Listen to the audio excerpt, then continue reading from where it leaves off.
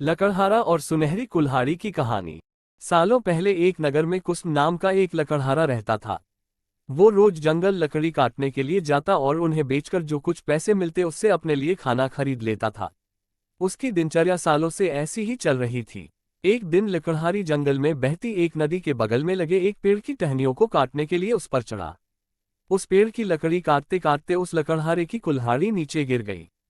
तेजी से लकड़हारा पेड़ से उतरा और अपनी कुल्हाड़ी को ढूंढने लगा। उसे लगा था कि नदी के आसपास उसकी कुल्हाड़ी गिरी होगी और ढूंढने पर मिल जाएगी। वास्तव में ऐसा कुछ हुआ नहीं, क्योंकि उसकी कुल्हाड़ी पेड़ से सीधा नीचे नदी में जा गिरी थी। वो नदी काफी गहरी और तेज बहाव वाली थी। आधे से 1 घंटे तक लकड़हारा अपनी कुल्हाड़ी को ढूंढता रहा, लेकिन जब कुल्हाड़ी नहीं मिली तो उसे लगने लगा कि अब उसकी कुल्हाड़ी उसे कभी वापस नहीं मिलेगी। इससे वो काफी दुखी हो गया।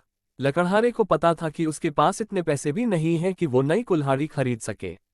अब वो अपनी स्थिति पर नदी किनारे बैठे बैठे रोने लगा। लकड़हारे की रोने की आवाज सुनकर वहां नदी देवता आ गए।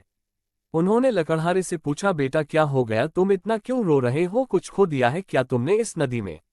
नदी के देवता के सवाल सुनते ही लकड़हारे ने उन्हें अपनी कुल्हाड़ी गिरने की कहानी सुना दी।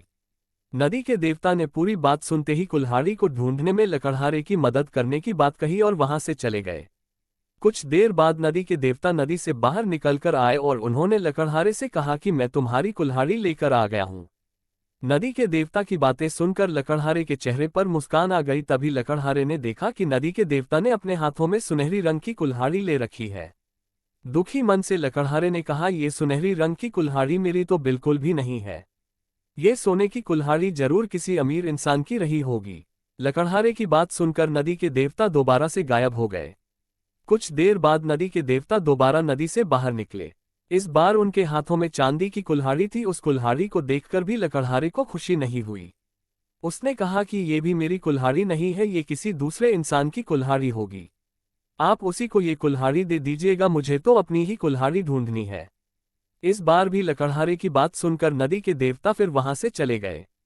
पानी में गए भगवान इस बार काफी देर बाद बाहर आए। अब देवता को देखते ही लकड़हारे के चेहरे पर बड़ी सी मुस्कान थी। उसने नदी के देव से कहा कि इस बार आपके हाथ में लोहे की कुल्हाड़ी है और लग रहा है कि ये मेरी ही कुल्हाड़ी है। ऐसी ही कुल्हाड़ी पेट काटते समय मेरे हाथ से नीचे गिर गई थी। आप ये कुल्हाड़ी मुझे दे दीजिए और दूसरी कुल्हाड़ियों को उनके असली मालिक तक पहुंचा दीजिए। लकड़हारे की इतनी ईमानदारी और निष्पाप मन को देखकर नदी के देवता को काफी अच्छा लगा। उन्होंने लकड़हारे से कहा कि तुम्हारे मन में बिल्कुल भी लालच नहीं है। तुम्हारी जगह कोई और होता तो सोने की कुल्हाड़ी झट से ले लेता, लेकिन तुमने ऐसा बिल्कुल भी नहीं किया। चांदी की कुल्हाड़ी को भी तुमने लेने से इनकार कर दिया। तुम्हें सिर्फ अपनी लोहे की ही कुल्हाड़ी चाहिए थी। तुम्हारे इतने पवित्र और सच्चे मन से मैं काफी प्रभावित हूं। मैं तुम्हें उपहार में सोने और चांदी दोनों ही कुल्हाड़ी देना चाहता हूं।